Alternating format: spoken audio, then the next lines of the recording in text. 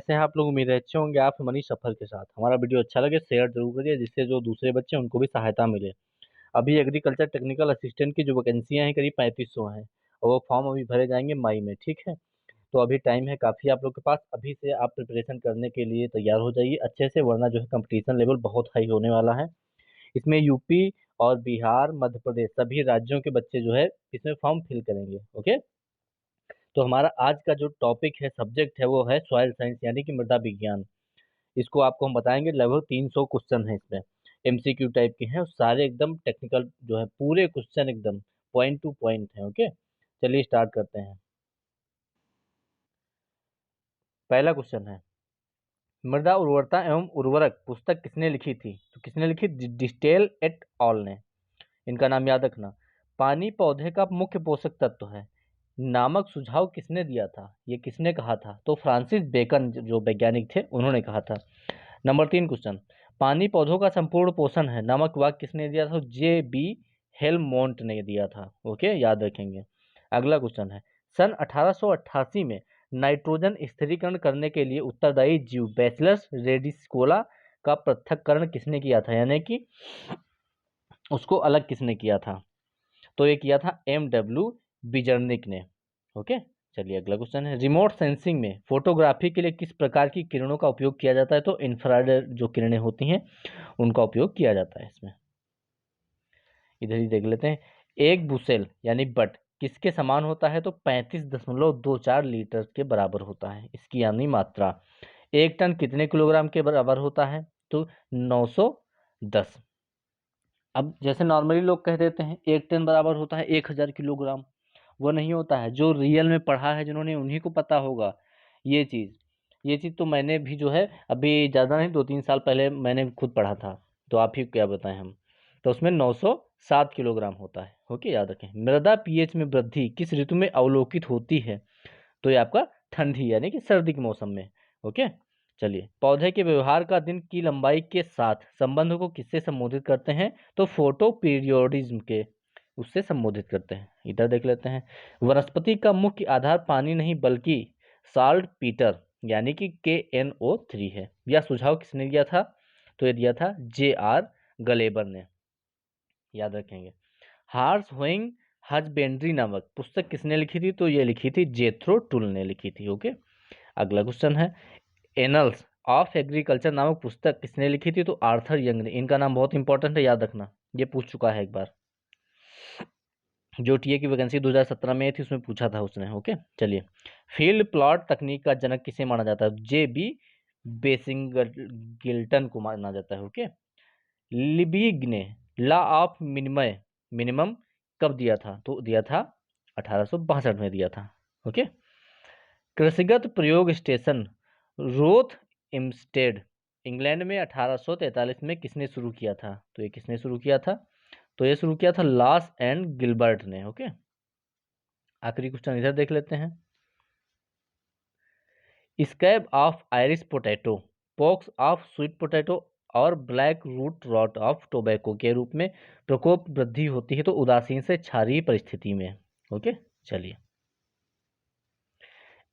एकल वृद्धि कारक के बढ़ाने से जो फसल की उपज में वृद्धि होती है वह अधिकतम उपज में से कमी के समानुपाती होती है, जो कि एक विशेष वृद्धि कारक के बढ़ने से मिलती है। किसने सुझाव दिया था ये?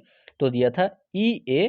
मिचर्लिक ने दिया था। ओके, अगला है, कौन सा एक कारक या उदाहरण धनात्मक संबंध दर्शाता है? तो फास्फोरस का सिलिका के साथ। ओके, चलिए, कौन सा पोषक तत्व पौधे में परोक्ष रूप से सूखा यानी ड्रॉट प्रतिरोधी दर्शाता है? तो फास्फोरस। अगला क्वेश्चन है, पौधे में पत्तियों के किनारे बैंगनी रंग का प्रदर्शित होना किस पोषक तत्व की कमी दर्शाता है? तो फास्फोरस की दिखाता है। ओके, बाकी सबकी अलग अलग जो है। आप लोग के लिए क्वेश्चन है कि पौधों में आवश्यक जो पोषक तत्व होते हैं उनकी संख्या बताइए कितनी होती है, कौन कौन से होते हैं? कमेंट बॉक्स में फटाक से लिखिए आप लोग। चलिए, कौन सा पोषक तत्व पौधे में अचल यानी कि इमोबाइल तत्व होता है? तो कैल्शियम होता है। ओके, चलिए, निम्नलिखित पौधों के कुलों यानी फैमिलीज में से गंधक की बढ़ती हुई आवश्यकता का क्रम कौन सा है? तो ग्रेमिनी, लेग्यूमिनेसी और क्रूसीफेरी। क्रूसीफेरी में सबसे ज़्यादा गंधक होता है। कैसे? तो आपने अगर पढ़ा होगा कि ग्रेमिनी में जैसे गेहूं होता है, लेग्यूमिनेसी में लेग्यूम्स यानी कि दालें हमारी होती हैं, क्रूसीफेरी जो हमारी होती हैं क्रूसीफेरिक फैमिली की, जैसे कि आपका हो गया गोभी वगैरह हो गया, ये सब उसमें आ गई हैं। ओके, तो चलिए अगला है, पौधे बोरान को मुख्यतया किस रूप में लेते हैं? तो H3BO3 के रूप में लेते हैं। जब पौधों में लौह तत्व ppm या इससे कम होता है तो पौधे का कमी जो है लक्षण प्रकट करते हैं। तो 50, ओके, 50% यानी 50 ppm से कम होगा तो उसमें जो है कमी जो है प्रदर्शित करने लगेंगे। चलिए, ब्रे ने मिचर्लिक समीकरण को किस प्रकार परिवर्तित किया है? तो log bracket a minus y बराबर का निशान यहाँ पे लगा है आपका, इक्वल टू इसको बोलते हैं log a minus C1b minus CX। Okay, चलिए, पौधे में पोषक तत्व की सांद्रता का वह विस्तार जिसमें पोषक तत्वों के बढ़ाने में उपज में वृद्धि नहीं होती है परंतु पौधे में पोषक तत्वों की सांद्रता बढ़ती है, यह किस विस्तार को दर्शाते हैं? तो अति उपभोग के विस्तार को। ओके, रिडक्शन अभिक्रिया यानी कि NO2 टू NH3, ये जो है बताया है अमोनिया वगैरह का है। ठीक है, इसमें नाइट्रेट रिडक्शन एंजाइम की उपस्थिति में नाइट्रेट का संग्रहण किस स्थान पर होता है? तो हरित लवक में होता है। आप लोग बताइए, पौधे जो होते हैं नाइट्रोजन किस फॉर्म में लेते हैं, ये बताइएगा आप लोग। नाइट्रोजन जो है नाइट्रेट, नाइट्राइट या जो है किस में लेते हैं, अमोनिया के रूप में किस में लेते हैं, ये आप लोग बताइए। चलिए अगला है, पौधे के लिए कौन से पोषक तत्व को एनर्जी करेंसी कहा जाता है? फास्फोरस के रूप में। ओके, अगला है, लोहे की कमी की मुख्यतः तब प्रदर्शित होती है जब फसलों को उगाते हैं चूना युक्त या क्षारीय भूमि में। चलिए अगला क्वेश्चन, लौह तत्व किस एंजाइम का मुख्य घटक है? तो ये है आपका उपरोक्त सभी, यानी कि नाइट्रोजन और नाइट्रेट और नाइट्राइट, यानी कि तीनों का मुख्य घटक है ये। कौन से पौधे की पत्ती के किनारे कांस्य यानी कॉपर कलर के जो है प्रदर्शित होते हैं? जब लौह तत्व की सांद्रता 300 ppm से अधिक होती है तो चावल में होते हैं। बिल्कुल सही बात है ये। कपास में क्रिंकल लीफ यानी कि क्रिंकल लीफ किसके कारण होती है? तो मैंगनीज की विषालुता के कारण होती है। ओके, स्टेम मिलानोसिस नामक बीमारी गेहूं में किसकी कमी से होती है? तो कॉपर की कमी से। कौन सा तत्व यूरिएज एंजाइम का धातुवी घटक है? तो निकिल है। ओके, किस क्ले खनिज की धनायन विनिमय क्षमता CEC अधिकतम 125 से 150 CMO सेंटीमीटर OL पर किलोग्राम होती है? तो वर्मी कुलाइट की होती है। चलिए, 2:1 क्ले में ऋण आयन होता है कितना? उपरोक्त दोनों, यानी pH आधारित और pH स्वतंत्र। चलिए, कार्बनिक मृदाओं में धनायन विनिमय क्षमता परिसर है कितना? 50 से 100 मिली इक्विवेलेंट बटे 100, यानी कि पर जो है 100 ग्राम। ओके, पौधों में जस्ते की कमी साधारणतः दिखाई देती है जब इसकी सांद्रता 30 ppm से कम होती है। मॉलिब्डेनम एक घटक है तो किसका? नाइट्रोजन तथा नाइट्रेट रिडक्शन जो है इन दोनों का। मृदा में किसका स्तर बढ़ाने से बाजरे में डानी मिल्ड्यू नामक बीमारी का नियंत्रण किया जा सकता है? तो क्लोराइड का। क्लोराइड आयन युक्त उर्वरक किस फसल के लिए अनुकूल नहीं है? तो आलू के लिए। किस तत्व के अंतराकोशिकीय संग्रहण जो है डिपॉजिट को प्लांट ओपेल के नाम से जाना जाता है? तो सिलिकॉन को। ओके, अब इसमें लिखा है अधिकतर खनिजों में धनायन अधिशोषण बल और लायोट्रोपिक श्रेणी है। तो इसमें ये जो है बताया गया है, इधर को जिधर को मुंह होता है उधर को जो है, जैसे इधर को मुंह है तो उधर को बड़ा हो जाएगा, इधर को मुंह है तो ये इधर को। ठीक है, इसमें जैसे Al2 का जो है 3 पावर है प्लस, ये निशान बना Ca2+ हो गया। ठीक है, ये पूरा आप देख लीजिए पूरा समीकरण। ओके, चलिए, धनायन विनिमय क्षमता CEC के निर्धारण के लिए कौन सा निष्कर्षक उपयोग आता है? तो एक normal ammonium acetate. Okay, base संतृप्ति यानी कि सैचुरेशन की गणना के लिए कौन सा फार्मूला उपयोग में लाया जाता है? विनिमय क्षार बटे CEC गुणे 100 रखा गया है। ओके, चलिए, ऐसा कौन सा राष्ट्र है जो फसलोत्पादन के लिए आवश्यक नाइट्रोजन की अधिकतर मात्रा दलहनी फसलों द्वारा स्थिरीकरण नाइट्रोजन से पूरा करता है? वो न्यूजीलैंड है, क्योंकि वहाँ जो है दलहनी फसलों के बाद में दूसरी फसलें फटाक से बोई जाती हैं जिनको नाइट्रोजन की बहुत सख्त आवश्यकता होती है और दलहनी फसलें जो है ऑलरेडी मृदा में नाइट्रोजन स्थिरीकरण का काम करती हैं, क्योंकि इनमें जो है बैक्टीरिया पाए जाते हैं, नाइट्रोसोमोनास वगैरह, ठीक है। चलिए, कौन सा जोड़ा सही सुमेलित नहीं है? तो मृदा जीव CN इनका गुणांक है 8:1, ये भी सही है, ये भी सही, ये भी सही। लकड़ी के रजकण 1000:1, ये गलत है। ओके, बस। नाइट्रिफिकेशन के लिए उचित pH है कितना? 8.5। नाइट्रोसोमोनास एवं नाइट्रोबैक्टर के कारण नाइट्रिफिकेशन होता है, या एक अविकल्पी है तो स्वपोषी जीवाणु है। नाइट्रोजन का अधिकतम स्थिरीकरण होता है 20% ऑक्सीजन पर। अमोनिया का स्थिरीकरण फिक्सेशन किसमें होता है? तो वर्मिकुलाइट और इलाइट में। ओके, ऋणायन विनिमय क्षमता यानी कि AEC बढ़ती है जैसे जैसे मृदा pH घटता जाता है। 1 एकड़ मृदा का 6 इंच की गहराई तक का कितना वजन होता है? तो होता है 2 × 10⁶ LB। ओके, कौन सा पोषक तत्व मृदा में जड़ों की ओर जड़ अवरोध, समूह दबाव एवं विसरण द्वारा समान अनुपात में गति करता है? तो कौन करता है? जिंक आपका करता है। ओके, कौन सा सूक्ष्म जीवाणु मुक्त स्थिरीकरण और घास के साथ संलग्न होते हैं? तो एजोस्पाइरिलियम। ओके, कौन से उर्वरक में आग व विस्फोट का जोखिम होता है? अमोनियम नाइट्रेट में। ओके, नींबू में पत्तियों का छिड़काव के लिए यूरिया जो उपयोग में लेते हैं उसमें बाइरेट की मात्रा किसमें ज़्यादा नहीं होनी चाहिए? तो 0.25%। ओके, कौन सा उर्वरक नाइट्रिफिकेशन इनहिबिटर का कार्य करता है और मंद लम्ब नाइट्रोजन का एक स्रोत है? तो ये स्रोत किसका है? DCD का। मृदा का प्राप्य अकार्बनिक एवं कार्बनिक फास्फोरस अंश को सामूहिक रूप से कहते हैं तो तीव्रता कारक कहते हैं। DAP में फास्फोरस P का अंश कितना होता है? 20% होता है DAP, बिल्कुल। अगर मृदा का कण घनत्व, तो आपने देखा होगा बोरी पे सारे परसेंटेज पड़े होते हैं, न देखे हो तो कभी देख लीजिएगा। आवश्यक मृदा का कण घनत्व PD जो है 2.6 और स्थूलता घनत्व BD 1.3 है। इसकी रंध्रता कितनी होगी? तो 50% होगी। सिंगल सुपर फास्फेट का रासायनिक सूत्र है CaH2PO4।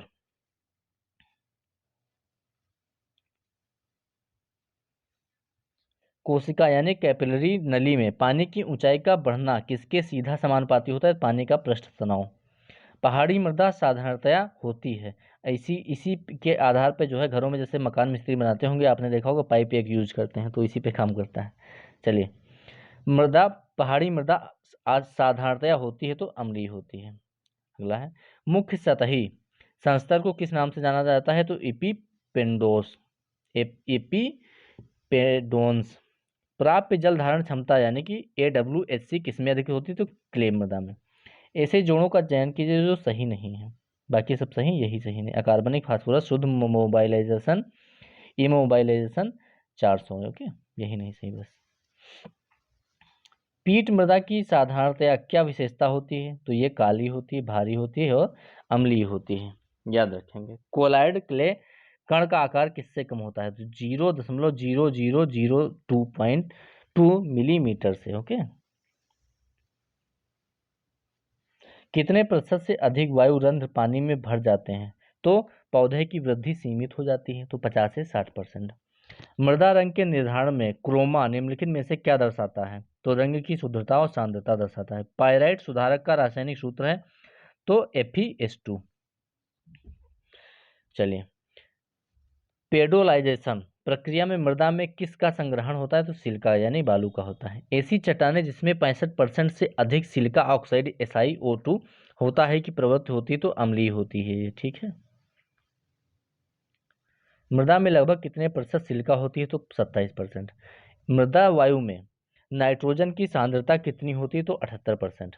निम्नलिखित में से कौन सा सही सुमेलित नहीं है? तो एलाइट लोहा, यही सुमेलित नहीं, बाकी सब सही है। 50 किलोग्राम K2O पर हेक्टेयर देने के लिए कितने जो है म्यूरेट ऑफ पोटाश की आवश्यकता होगी? तो 83.3। मृदा में किस तत्व की मात्रा सबसे अधिक होती है? तो O2 ऑक्सीजन की। कौन सा सही सुमेलित नहीं है? तो बाकी सब सही सुमेलित हैं। ये मृदा नमी का निर्धारण फोटोमीटर से नहीं होता है, ये हाइग्रोमीटर से होता है। ओके, चलिए, विशिष्ट ऊर्जा किसकी अधिक होती है? तो ह्यूमस की होती है। मृदा में किस संग्रह यानी कि एक्यूमुलेशन प्रक्रिया को लेटराइजेशन माना जाता है? तो आयरन एवं एल्यूमिनियम ऑक्साइड को। अमोनियम सल्फेट में गंधक का अंश होता है 24%। क्षारीय मृदा में कौन सा एक मुख्य क्षार पाया जाता है? सोडियम कार्बोनेट पाया जाता है। कौन सी मृदा में जिंक की उपलब्धता फसल को अधिकतम होती है? तो अम्लीय जो मृदा होती है उसमें। कौन सा एक सही सुमेलित है? तो P2O5 into 0.44 equal to P। Okay. मृदा समुच्चय यानी सॉइल एग्रीगेट्स निर्माण में मुख्य कार्बनिक सीमेंटेड एजेंट्स होते हैं तो पॉलीसेकेराइड्स होते हैं। ओके। एक मृदा की धनायन विनिमय क्षमता क्या होगी जबकि उसमें निर्धारित विनिमयशील आयन सेंटीमोल्स पर किलोग्राम का अंश सोडियम Na+ जो ऊपर लगता है सोडियम ये है, ठीक है, Na होता है सोडियम का ही, बराबर 5 पोटेशियम K+ बराबर 5 कैल्शियम Ca2+ बराबर 10 मैग्नीशियम Mg बराबर 2 हाइड्रोजन बराबर 1 एल्यूमिनियम बराबर 1 क्लोराइड बराबर Cl होता है क्लोराइड का 1.6 और कार्बोनेट का होता है HCO3 ये है। तो इसका होगा 24 सेंटीमोल्स पर किलोग्राम। ओके। निम्न में से एक खनिज में मैग्नीज के अंश होगा तो पायरोल्यूसाइट में। ओके। निम्नलिखित मृदा कणों के समूह में से कौन सा एक समूह बढ़ती हुई उम्र के क्रम को दर्शाता है? तो एंटीसोल, मोलिसोल, एल्फीसोल और अल्टीसोल। ह्यूमिक अम्ल को मृदा से अलग करते हैं तो एरोमेटिक के साथ उच्च अणु वाले भार वाला। ओके। अगला, क्लोरोफिल अणु की फोरफायरिन संरचना में कौन सा तत्व उपस्थित होता है? तो मैग्नीशियम और नाइट्राइट। निम्नलिखित में से कौन सा मृदा विन्यास सॉइल टेक्सचर समूह का क्रम मृदा विन्यास की महीनता के साथ बढ़ता है? तो LS, SL, L, SCl, Cl। निम्नलिखित में से कौन सा जैविक बायोपॉलिमर विघटन मार्ग का सही क्रम दर्शाता है? तो फ्लूइक अम्ल, ह्यूमिक अम्ल, रिकैल्सिलेट्रेंट बायोपॉलिमर्स और ह्यूमन अम्ल। ओके, ह्यूमिन अम्ल। कैल्शियम युक्त मृदाओं में उगाई गई फसलों के लिए कौन सा एफिचिलेट सही रूप से उपयोग किया जाता है? तो EDDHA। ओके, टर्मिनोलॉजी कुछ हार्ड है, बाकी ठीक है। अगला, तेल खलियों यानी ऑयल केक्स में नाइट्रोजन का अधिकतम अंश होता है तो मूंगफली में सबसे ज्यादा होता है। ओके। मृदा प्लास्टिसिटी के निर्धारण हेतु क्या उपयोग में लाया जाता है? तो एटरबर्ग उपकरण। एग्रीगेशन का निर्धारण किसके द्वारा किया जाता है? तो योडर उपकरण के द्वारा। मृदा में शीघ्रता से उपलब्ध पोटेशियम की सीमा कितनी होती है? 0.1 से 2.0। माइका की धनायन विनिमय क्षमता CEC होती है कितनी? 0। पोटेशियम सल्फेट में गंधक तत्व होता है कितना? 17%। मृदा में गंधक के निर्धारण की जांच के लिए किस रसायन का या पदार्थ का उपयोग किया जाता है? तो कैल्शियम क्लोराइड का। घास वाली फसलों में ग्रास टिटेनी किसकी कमी से होता है? तो मैग्नीशियम की कमी से। निम्न में से कौन सा एक उदासीन चिलेट का उदाहरण है? तो साइट्रिक अम्ल। मृदा में लोहा, जिंक, कॉपर और मैग्नीज की जांच के लिए कौन सी विधि अपनाते हैं? तो इसमें अपनाते हैं DTPA विधि। निम्नलिखित में से कौन सा एक मृदा के लिए रेडॉक्स पोटेंशियल का प्रतिनिधित्व करती है जो मृदा में सर्वाधिक है अवस्था में पाया जाता है अवायवीय रूप से? तो -250%। ओके। बैकेट जो एक वैज्ञानिक थे 1964 द्वारा वर्णित Q/I संबंध के तहत उच्च PbCK दर्शाता है तो मृदा में पोटेशियम की उर्वरता बहुत अच्छी है ये दर्शाता है। जिंक सल्फेट का 200 ppm का 100 लीटर विलयन पत्तियों पर छिड़काव हेतु बनाने के लिए जिंक सल्फेट की मात्रा कितनी होनी चाहिए? 20 ग्राम। कौन सा पादप तत्व कुल अवशोषित आयंस की संख्या से कम आधी संख्या रहता है? नाइट्रोजन। कौन सा एक मैंगनीज खनिज नहीं है? तो टिनोराइड। बाकी ये तीनों है ये। ओके। सूक्ष्म पोषक तत्व में कौन सा एक तत्व अधातु है? तो बोरान। डाइट में मेलिबेडेनम और कॉपर के संतुलन में जानवरों में मोलिबिडेनोसिस बीमारी हो जाती है जब घास में मोलिबिडेनम का अंश ppm से ज़्यादा होता है 5% से। कैल्शियम हाइड्रोक्साइड का उदासीनीकरण मान या कैल्शियम कार्बोनेट तुल्यांक कितना होता है? 136% होता है। ओके। अम्लीय मृदा में किस तत्व की विषालुता के कारण पौधे की वृद्धि सामान्यतया अवरुद्ध हो जाती है, विशेषकर जब मृदा pH 5 से 5.5% होता है। तो किसमें? एल्यूमिनियम के। अम्लीय मृदा में चूना की सिफारिश करते समय कितनी इंच मृदा गहरे को आधार मानते हैं? 2 इंच को। ओके। ESR की गणना कौन से सूत्र से की जाती है? तो ESR बराबर होता है विनिमयशील सोडियम बटे विनिमयशील कैल्शियम प्लस मैग्नीशियम। ओके। निच्छालन यानी कि LR मांग के निर्धारण में कौन सा फार्मूला उपयोग में लाया जाता है? तो LR बराबर EC EW बटे ECWF। ओके, ये होता है। ऐसी कौन सी अवस्था है? चलिए इधर पहले देखते हैं। अम्लीय मृदा में चूना की सिफारिश करते समय हो गया था। लेकिन में से कौन सी मृदा की भौतिक दशा खराब होती है? तो क्षारीय में। ओके। सोडियम अधिशोषण अनुपात SAR की गणना के लिए कौन सा फार्मूला अपनाया जाता है? तो SAR ये फार्मूला अपनाया जाता है। ऐसी कौन सी अवस्था है जब पौधे को किस विशेष पोषक तत्व की अधिक मात्रा में आवश्यकता होती है परंतु वह उस अवस्था तक कमी के लक्षण प्रकट नहीं करता है? तो छुपी हुई भूख। गन्ने में संपूर्ण ऊतक जांच के लिए कौन सी पत्ती सर्वोत्तम होती है? पौधे के शीर्ष से संपूर्ण रूप से पकी हुई चौथी पत्ती। कपास के पौधे में टिश्यू टेस्ट के लिए कौन सा भाग उपयोग में लाया जाता है? मुख्य तने के नई संपूर्ण रूप से परिपक्व पत्ती। नाइट्रेट की मात्रा के बराबर होता है तो साल्ट इंडेक्स। ऊपरी 25% सक्रिय मूल प्रदेश यानी रूट जोन की गहराई से जुड़े कुल कितना पानी ले सकती हैं जड़ें जो होती हैं? 40%। मक्का में एक बुसेल यानी कि बुसेल दाने का वजन कितना होता है? तो होता है 56 पाउंड। ये बुसेल का तो मुझे भी नहीं पता कितना वजन है। पेडोलॉजी का जनक किसे कहा जाता है? तो बीबी डाकूचौ। इनको हम लोग बीबी डाकूचा कहते थे, डाकू चलिए कोई ना। पादप उत्पादन का मृदा के विभिन्न गुणों के साथ संबंध को किसने गाढ़ किया है? तो एडेपोलॉजिस्ट। चट्टानों पर पड़े बिना जमे हुए पदार्थ को किस नाम से जाना जाता है? तो जाना जाता है रिगोलिथ। ओके। निदान और सिफारिश का संकलित व्यवस्थापन DRIS उपयोग में लाया तो लंबे समय की फसलों में। गन्ने में क्रॉप लॉगिंग का विकास CF क्लीमेंट द्वारा किया गया है। यह तकनीक किस देश में प्रचलित है? तो हवाई में, हवाई द्वीप जो है। क्रॉप लॉगिंग में फसल की वृद्धि के दौरान नाइट्रोजन शर्करा नमी और नए शीत ऊतक का वजन निर्धारण करने के लिए पौधे के ऊतक का नमूना कितने दिनों के बाद वापस दोहराते हैं? 35। सोलम में होता है A, B और E होराइजन। ओके। कार्बनिक मृदाओं में आयतन के हिसाब से निर्धारण तथा 50% से अधिक कार्बनिक पदार्थ होता है परंतु भार के आधार पर कम से कम कितना होना चाहिए? 20% होना चाहिए। प्राथमिक खनिजों में से कौन सा खनिज अपरदन के प्रति मुख्य प्रतिकारक होता है यानी मोस्ट रेजिस्टेंट जो होता है, क्षमता जिसकी ज्यादा होती है? तो क्वार्टाज होता है। निम्नलिखित में से इसमें मुख्यतः एलिफेन और एल्यूमिनियम ह्यूमिक कॉम्प्लेक्स होते हैं तो एंडीसोल में। निम्नलिखित में से कौन एक सही रूप से सुमेलित नहीं है? तो बाकी सब एंटीसोल में जो उच्चारण होता है रिसेंट का होता है, एडीरोल में एरेड का होता है, हिस्टोसोल में ऑर्गेनिक का, वर्टिसोल में पेडासोल का नहीं होता है। मृदा वर्गीकरण का सबसे निम्न संवर्ग कौन सा है? तो श्रेणी। कौन सा एक सही सुमेलित नहीं है? तो माइका। यही देख लीजिए, नहीं सुमेलित, बाकी सब सही है। एक क्ले मृदा में कम से कम कितने प्रतिशत क्लेकण होने चाहिए जिसको हम क्ले मृदा कह सकते हैं? तो इसमें होने चाहिए 35% क्लेकण। कौन सा खनिज सबसे जल्दी अपरदित होता है? तो ओलिविन। ओके।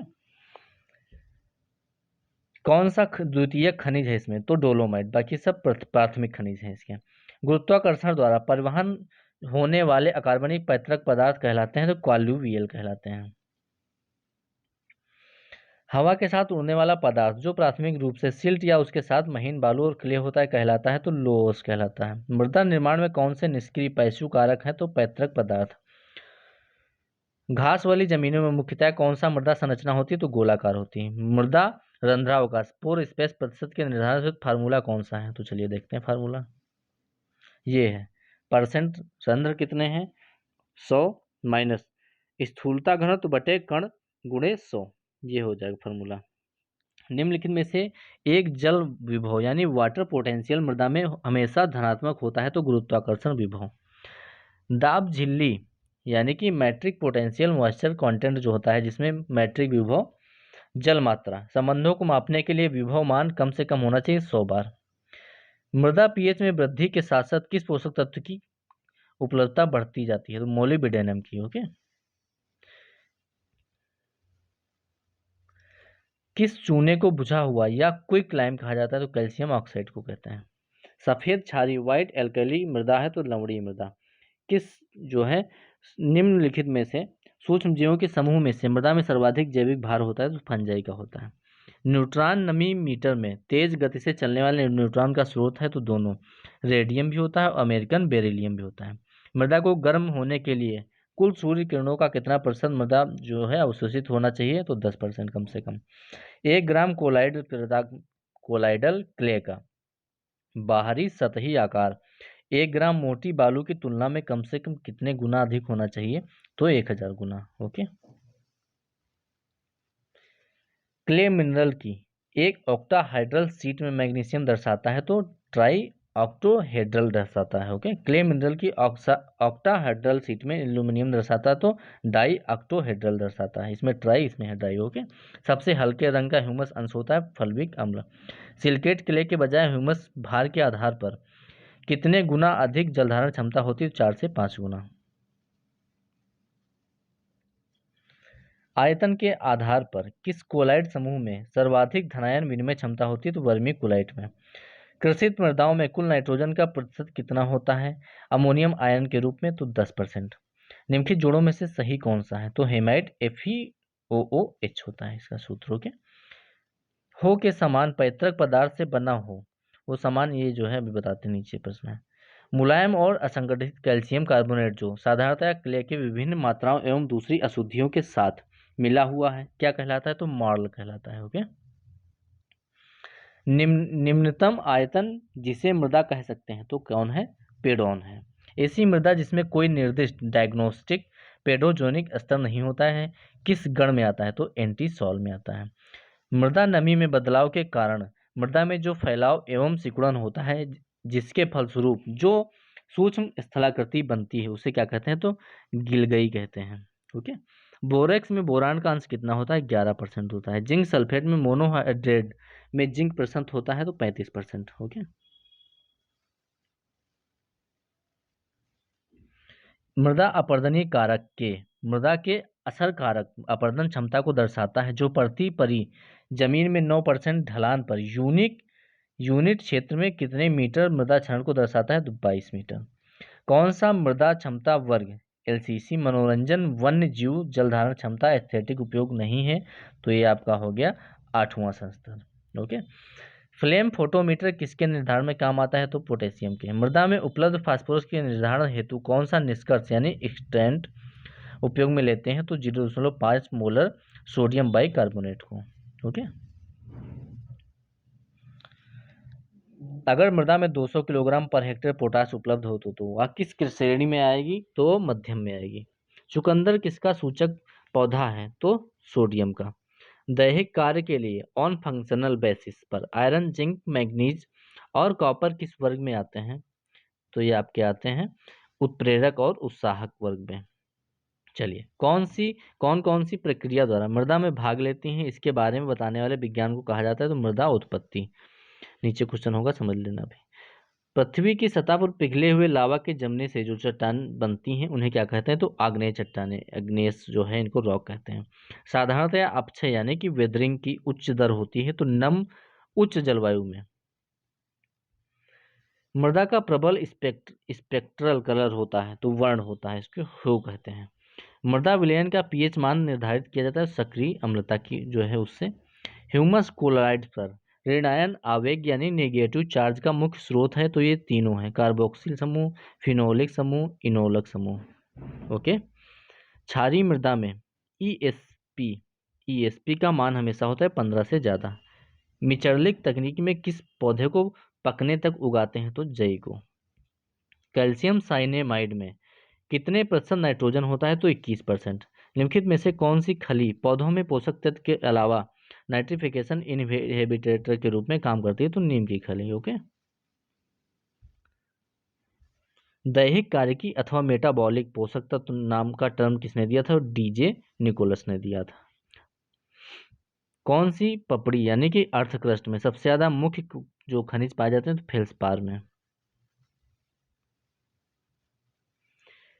मुनसेल कलर चार्ट में लगभग कितने विभिन्न रंग के पेपर और चिप्स होते हैं तो 175 रंग के।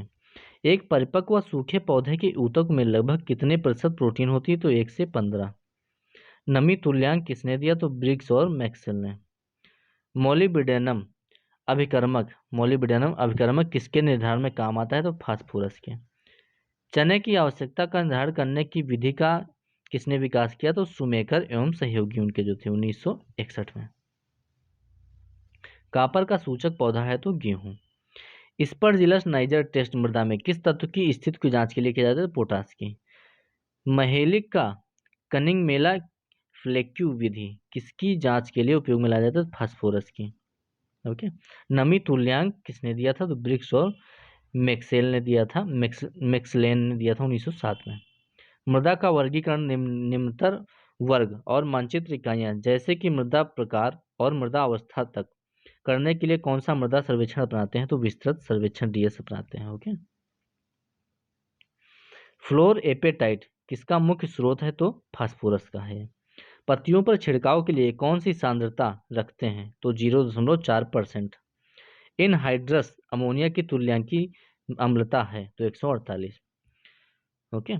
मृदा कौन सा विज्ञान पेट्रोलॉजी, पेडोग्राफी और पेडोजेनेसिस की स्थिति के बारे में जो है अनुभव करता है तो पेडोलॉजी है, ये मृदा का जो है इसमें ज्ञान होता है। 1:1 टाइप के मिनरल कौन सा एक अलग सीट होती है जो 2:1 टाइप के मिनरल में नहीं होती है तो ब्रूसाइल होती है।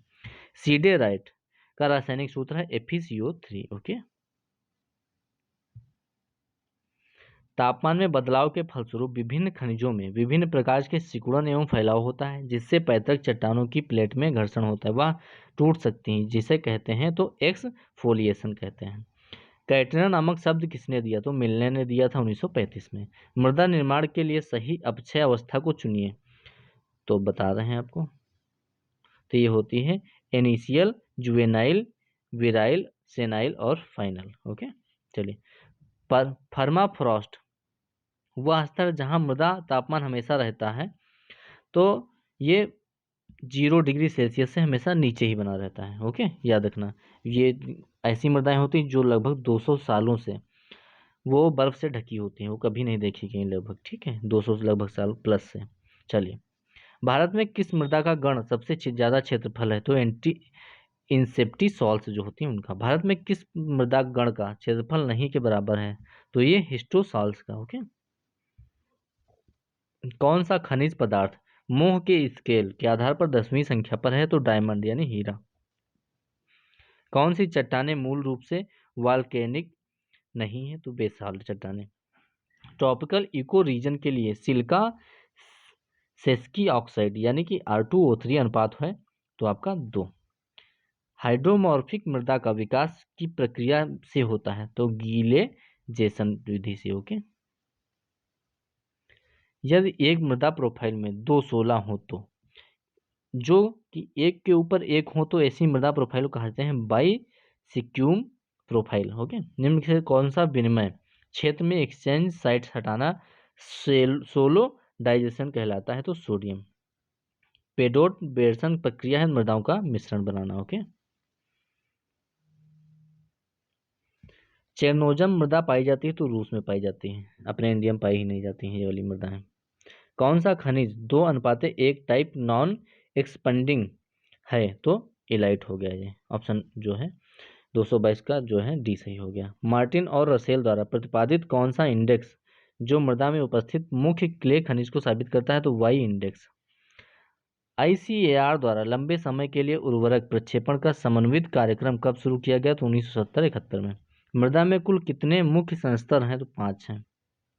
बी संस्तर साधारणतः अनुपस्थित होता है, काली मृदा में नहीं होता है इसमें। ओके। अधिकतम लवण सहिष्णु घास है तो करनाल घास। AMR ज्ञात करने के लिए कौन सा फार्मूला उपयोग में लाया जाता है तो AMR बराबर उर्वरित प्लाट द्वारा हटाए गए पोषक तत्व माइनस अनुर्वरित प्लाट द्वारा हटाए गए पोषक तत्व बटे मृदा में डाले गए कुल पोषक तत्व गुणे 100। ये हो जाएगा ऑप्शन इसका सही। ह्यूमस बनाने वाली फंजाई किस जेनेरा में आती है? तो आपका आती है अल्टरनेरिया में और स्पर्जिलस में। ओके। लाल मृदा यानी कि रेड सॉइल मुख्यतः पाई जाती हैं तो तमिलनाडु में पाई जाती हैं। ओके। मृदा चालकता का क्रम है तो बालू, उसके बाद में लोम, क्ले, फिर पीट। ओके, ये सही है। पुनरुत्थान लो ऑफ रेजिस्टेशन का जो नियम है प्रतिपादित किया था तो लिबिग ने किया था। पोषक जो अधिसूचक है यानी इंडेक्स 1.5 और 2.5 के बीच किस वर्ग में आता है? तो मध्यम वर्ग में आता है। ओके, चलिए अगला। जिप्सम का मुख्य जमाव कहाँ पाया जाता है? राजस्थान में, इसीलिए वहाँ की जो भूमि है अनुपजाऊ है। जिप्सम की आवश्यकता MEQ प्रति 100 ग्राम की गणना के लिए कौन सा सूत्र अपनाया जाता है? तो GR बराबर ESP इसेंशियल होता है माइनस ESP फाइनल बटे 100 गुणे CEC। ओके।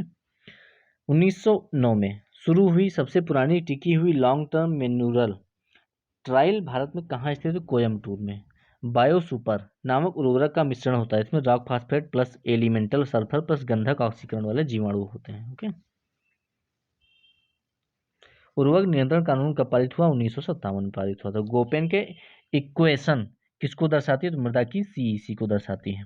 मृदा में उपलब्ध सूक्ष्म जीवों की जांच के लिए DTPA टेस्ट का विकास किसने किया था? लिंडसे WL ने किया था। वान बेमलिन कारक का मान होता है तो 1.724। कौन सी प्रजाति तने पर गांठें बनाती है? तो एजो राइजोबियम बनाती हैं, छोटी छोटी मटर के जैसी। ओके। 1 हेक्टेयर सेंटीमीटर पानी बराबर होता है तो आपका 100 टन पानी के बराबर होता है और 1 लाख लीटर पानी के बराबर। ओके। मृदा जांच का जनक किसे कहा जाता है? तो ट्रुग को कहा जाता है। निम्नलिखित में से कौन सा एक सही सुमेलित नहीं है? तो ड्रिस कॉन्सेप्ट बैकेट यही नहीं सुमेलित, बाकी सब हैं। कौन सा एक सही सुमेलित नहीं? इसमें भी देख लीजिए, समीकरण सिद्धांत ये इन्होंने नहीं दिया, बाकी सब सही सुमेलित हैं, देख लीजिए।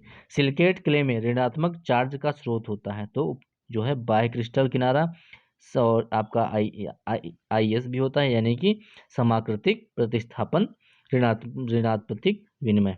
चावल का भूरा ब्राउनिंग रोग बीमारी है तो दैहिक रोग होता है। कार्बनिक पदार्थ निर्धारण में प्रयुक्त वाकले एवं ब्लैक का तरीका कितने प्रतिशत रिकवरी देता है? 74%। ओके। कौन से मृदा कण में बहुत अधिक अपक्षय यानी कि वेदरिंग होता है, जिसके क्ले में मुख्यतः आयरन और एल्यूमिनियम ऑक्साइड होता है तो ऑक्सीसॉल होते हैं।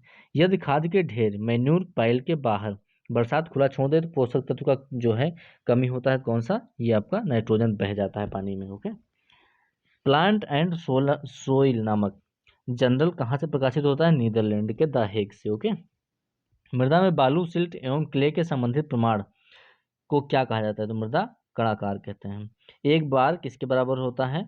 तो 0.9869 ATM के बराबर, ये तीनों के बराबर मतलब होता है। ओके, देख लीजिए। मृदा में जल अस्थायी समुच्चय किसके डालने से बढ़ता है? तो फास्फेटिक उर्वरक डालने से। ऐसी कौन सी मृदा है जिसका 25 डिग्री सेंटीग्रेड तापमान पर pH 8.5 से कम, ECP 15 से कम और EC4 डेसी समायन पर मीटर जो है से अधिक होता है? लवणीय मृदा होती है। उच्च प्लास्टिक सीमा पर पानी के तनाव का PF मान कितना होता है? 0.5 होता है। ओके। उर्वरता ग्रेडियंट अप्रोच किसने दी थी? तो B राममूर्ति ने दी थी। ओके। चलिए, कौन सी फसल अधिक लवण सहनशील है? तो कपास होती है। हाइड्रोजन बंध किसके अंतः स्तर पर बनते हैं? तो KO लिनाइट के अंतर पर। ओके। भारतीय कृषि पोषक तत्वों के ऋणात्मक आयन संतुलन पर चल रहा है तो 8 से 10 मिलियन टन। सबसे बड़ा पोटेशियम का भंडार किस देश में है? तो कनाडा में आपके हैं। किस देश में फास्फोरस के सर्वाधिक बड़े भंडार हैं? मोरक्को में है। भारत में सर्वाधिक कौन सा उर्वरक बनाया जाता है? Single super phosphate. मृदा में हार्टिंग नेट किसके द्वारा उत्पन्न होती है? तो एक्टोमाइकोराइजा के कारण होती है। किसका आयन विभव सबसे अधिक होता है? लिथियम का। किस पीएच पर तनु अम्ल आयन का लीजेंड पर अधिशोषण अधिकतम होता है? तो तनु अम्ल के पी के मान पर। ओके। चावल की जलमग्न अवस्था में कौन सा एक नाइट्रोजन उर्वरक का स्रोत सबसे कम नाइट्रोजन प्रदान करता है? तो अमोनियम नाइट्रेट। ओके, नाइट्रिफिकेशन प्रक्रिया का अंतिम उत्पाद है तो NO2 और N2। कौन सा नाइट्रोजनित उर्वरक औद्योगिक रूप से सर्वाधिक बनाया गया तो CaCN2। ओके, तो वीडियो यही समाप्त होता है, लेकिन वीडियो बहुत इंपॉर्टेंट है। आपकी जो टेक्निकल असिस्टेंट की जगह है उसमें जो है ये पूरा सब्जेक्ट से समझ लो पूछ लिया गया है, तो इसके लिए आप लोग पूरा वीडियो देखिए। और जो है सारे वीडियो मैंने डाल दिए हैं, लगभग 10-15 वीडियो मैंने डाल दिए एग्रीकल्चर की। ओके, तो वीडियो अच्छा लगे शेयर जरूर करना। मिलते हैं, धन्यवाद।